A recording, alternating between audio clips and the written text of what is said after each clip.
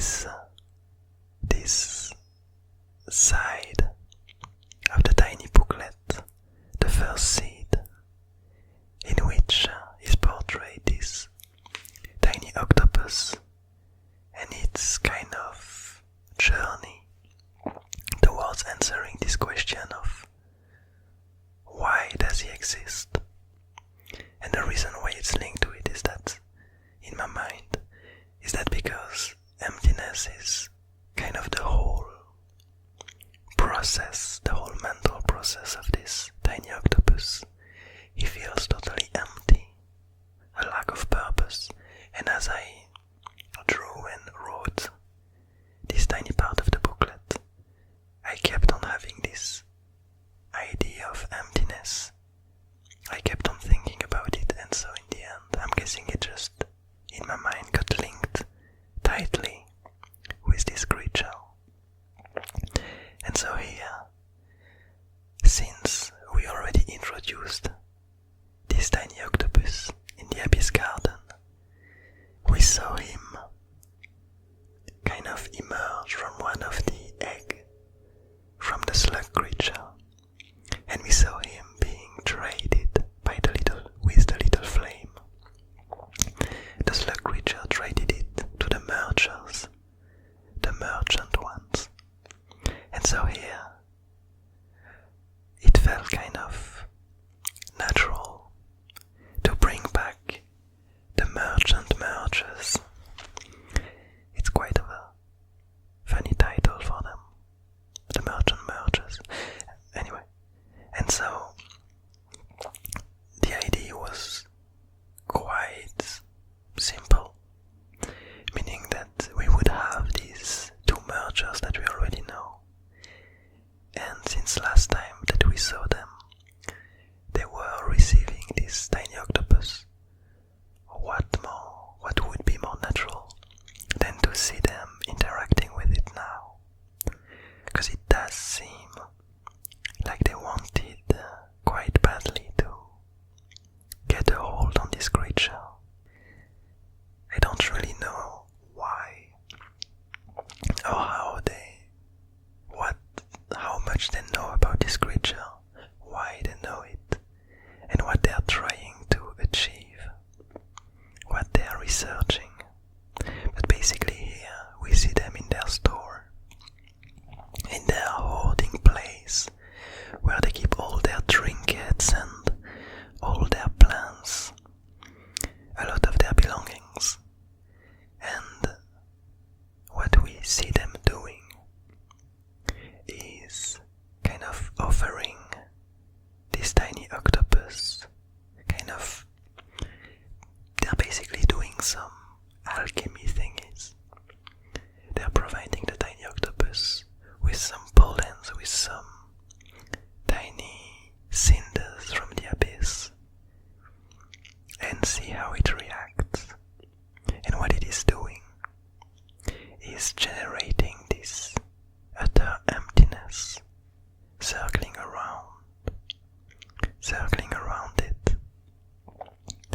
And so the interpretation that I would have for that is that somehow the reasons why these peculiar mergers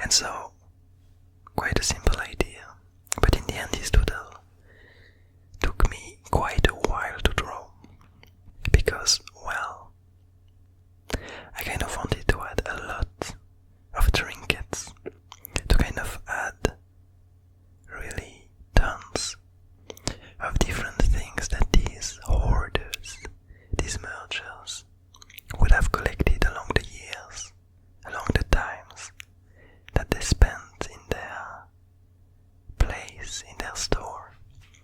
And so on the top we have a lot of different tiny plants that they probably use for some chemical alchemistic experiments to create new things.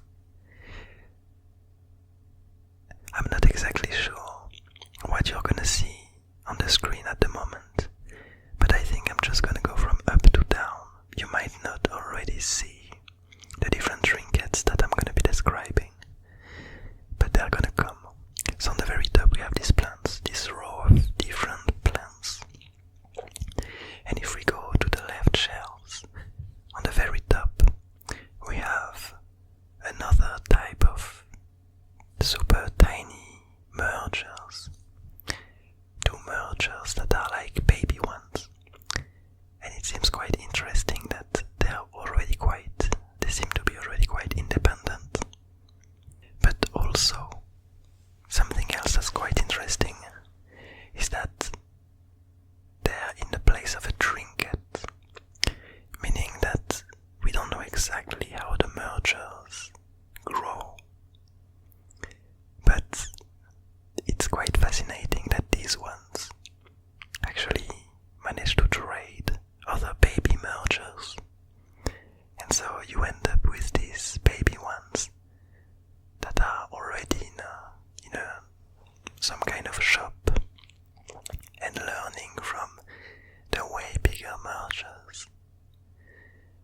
Then, going down, we have something that I couldn't quite describe.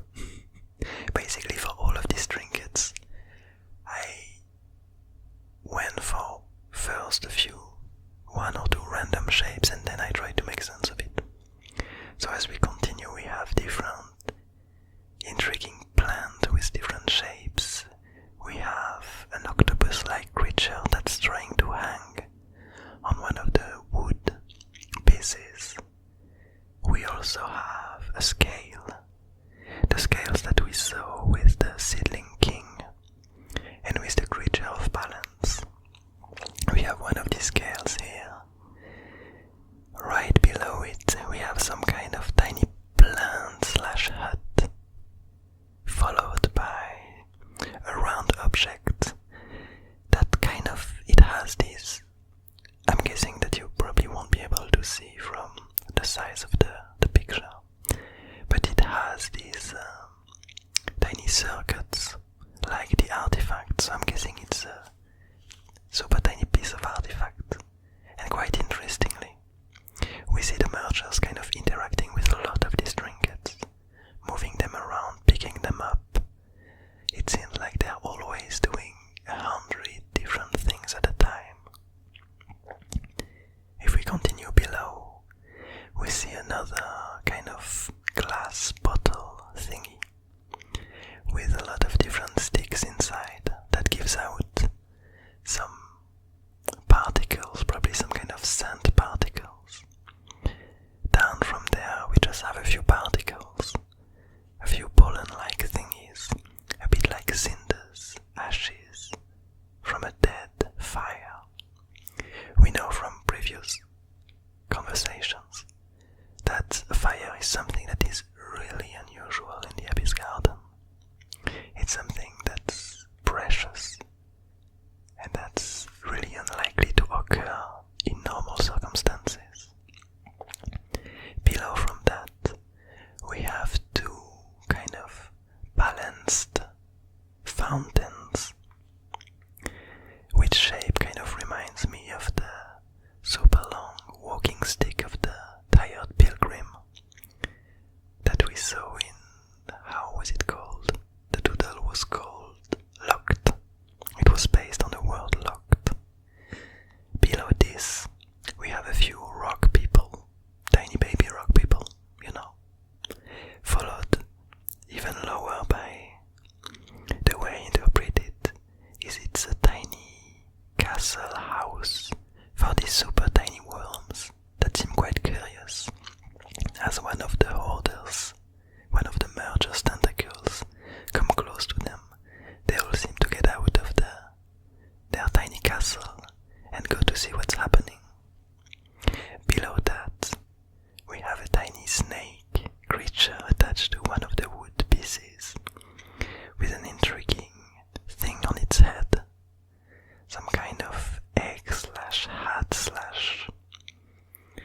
not exactly sure what's its purpose. And below that, we have some kind of recipient, which is the last piece of the left shelves. I really drew tons of tiny trinkets here, which I'm just gonna continue, then I'm gonna say that. So, for the right shelves on the very top, oh, yeah, this one I enjoy. It's really hard to perceive it, even from where I'm looking at it. But basically, it's some kind of fractal rocks inside of rocks, inside of rocks, inside of rocks.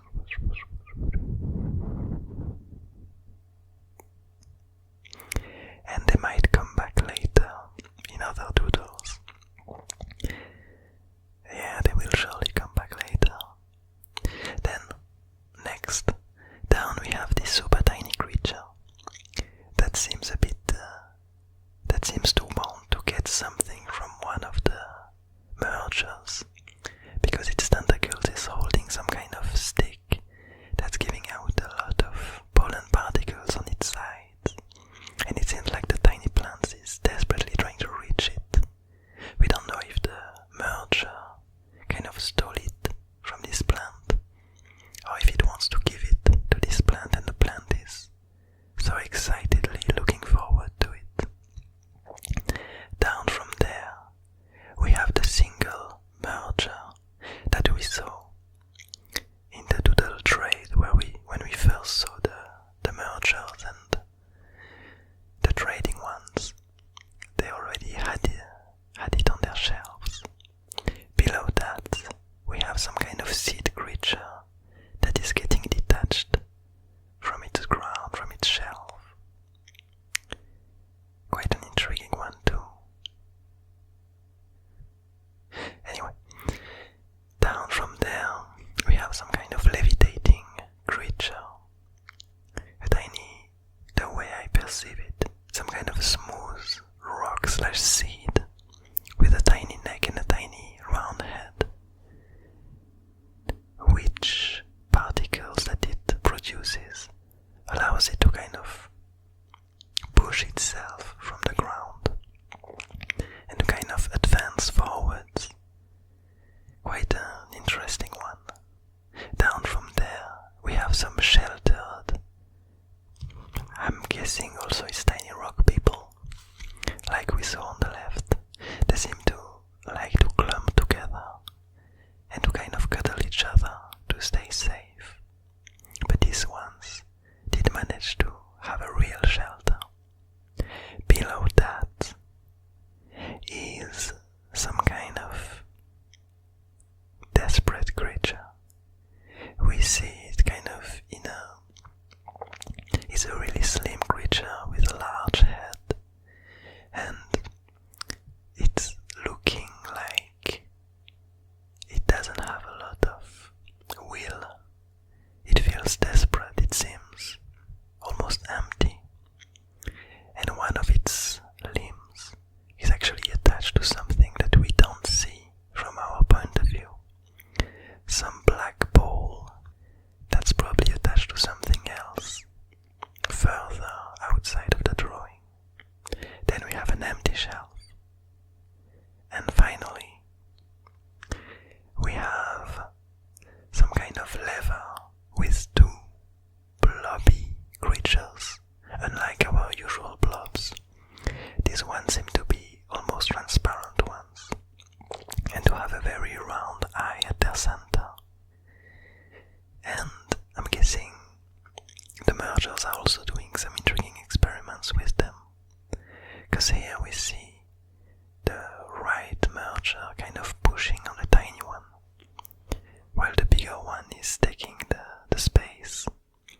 The way I interpret it is that basically they're kind of linked to each other, and so when the merger applies pressure to one of them, it shrinks while the other gathers the material, gathers the body, gathers, simply gathers the essence of the first one. And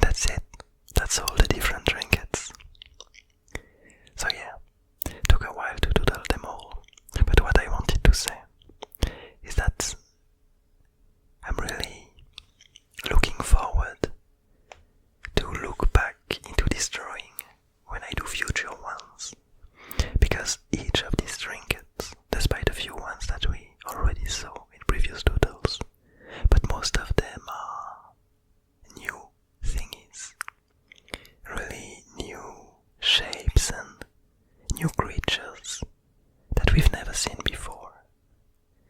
And I'm looking forward to go back to it and pick some of these to help tell the stories of the Abyss Garden, to see them appear in different places, to discover where they come from, to learn about how they evolved and where they belong. But anyway, this peculiar time-lapse has already went for quite a long time compared to the others, so I hope you enjoyed it. I hope you enjoyed this